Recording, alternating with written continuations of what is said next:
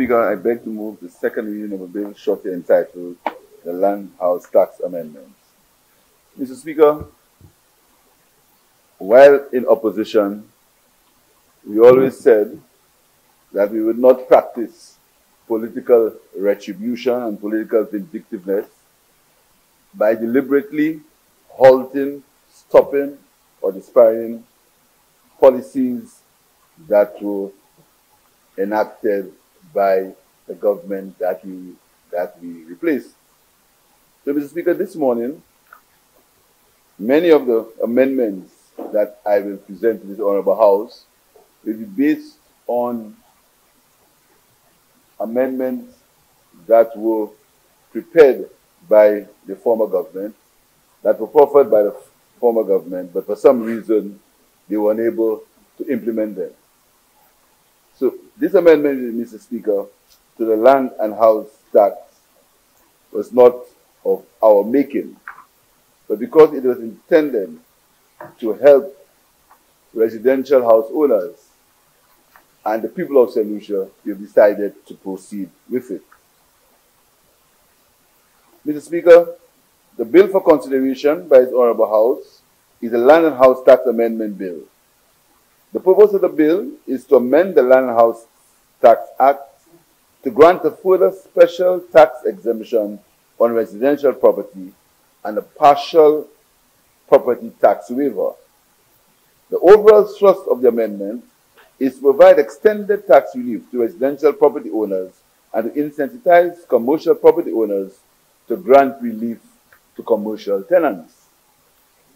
Mr. Speaker, under the Land and House Tax Act, residential property owners are required to pay land and house tax every calendar year based on assessed market valuations of the properties. However, you will recall, Mr. Speaker, that the Land House Tax Amendment Act No. 11 of 2017 granted a 3-year exemption to residential property owners for the calendar year 2017, 2018, and 2019.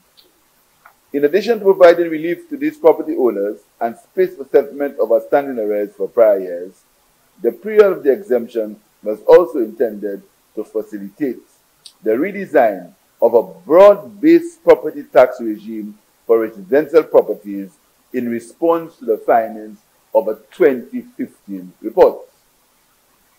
Mr. Speaker, and let me put on record that the government of the St. Lucia Labour Party promised in its last manifesto to eliminate residential property tax, and that is a promise that we intend to fulfill at the first possible opportunity. Mr. Speaker, under the House Tax Amendment Act No. 32 of 2099, an extension of this tax waiver was also granted for the calendar year 2020 to allow for further discussions and a finalization of the proposal for a new regime to be established for the taxation of residential properties. Owners of residential properties have therefore not been required to pay land and house tax for the past 4 calendar years, 2017 to 2020. Consequent upon the policy announcement by the then government in 2020, the Inland Revenue Department has not issued notices of assessment for land and house tax for the calendar year 2021, on the premise that the policy announcement will be given legislative backing. And this is what we are doing today. Mr. Speaker, this amendment is deemed critical to give effect to this policy intention. Now, Mr. Speaker, I will deal with some of the amendment sections of the bill. Amendment of Section 7, Mr. Speaker, by deleting paragraph 1 and substituting for the years 2017, 2018, 2019, 2020, and 2021 residential property. The amendment allows for the extension of the moratorium on land and house tax and grants further special exemption for the calendar year 2021. Mr. Speaker, this will amount to a total of 5 years of exemption from the payment of residential property tax by all residential property owners in St. Lucia. I then now move, Mr. Speaker, to the relief to commercial tenants. Mr. Speaker, due to the COVID-19 pandemic, commercial activity was significantly diminished in 2020, with some businesses facing closures. Several businesses ceased and reduced their operations during the period April to June 2020, partly due to the various mandated protocols, followed by a very slow and protracted economic recovery. As a result, many businesses experienced loss in revenue. Mr. Speaker, for many micro and small businesses, commercial rents, as well as wages and salaries, are particularly large components of their expenditure. In an environment of decreased revenue, such high costs mean lower level of profitability, and in most cases, these businesses experience losses. Although the financial institutions have offered some restructuring and moratorium of loan payments to have their clients supported by other relief interventions. Mr. Speaker, in response to the acute adverse effects of the pandemic on businesses, the government sought to incentivize landlords to offer moratoriums and or rent reductions to their tenants aimed at providing relief to their ailing businesses. Mr. Speaker, this intervention was intended to provide a partial waiver of the land and house tax payment next due for payment by commercial property owners. This was part of the tax relief measures announced by the former government.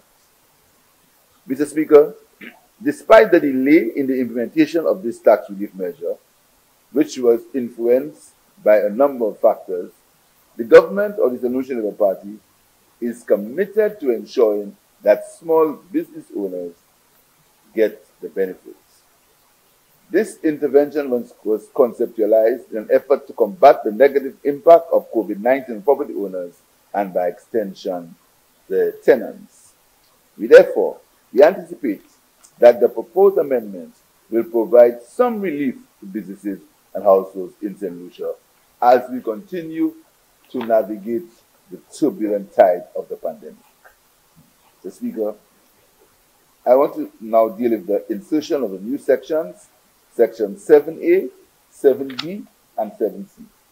Mr. Speaker, it's proposed that there be an insertion of new section 7A, partial waiver of tax on commercial property, 7B, application for partial waiver of tax on commercial property, and 7C, grant or refusal of an application for partial waiver of tax on commercial property.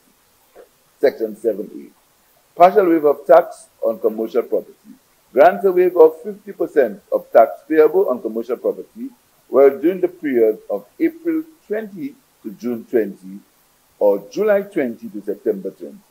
The owner of the commercial property granted either a waiver of not less than 20% or moratorium during the 3-month period with respect to the rent payable for their tenants.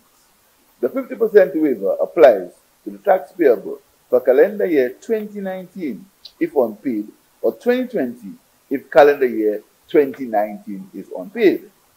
In order to qualify for this waiver, the property owner must be compliant with the tax laws administered by the Inland Revenue Department at the date of application. Mr. Speaker, landlords who wish to participate in this initiative should apply using the prescribed form. Further, it is proposed that the following conditions be applied for taxpayers who are desirous of accessing the tax relief. The landlords must be duly registered with the Inland Revenue Department, and landlords must show proof of either extending a minimum of a moratorium for 3 months rent payments either during the period April to June or July to September 2020. Or landlords must show proof of reducing rental charges by at least 20% for the period April to June or July to September 2020, or of granting a waiver of rental payments. And landlords must be in good tax standing or working towards the attainment of good tax standing through a payment plan or alternative payment arrangements with the Inland Revenue Department. Mr. Speaker, I now deal Section 7B.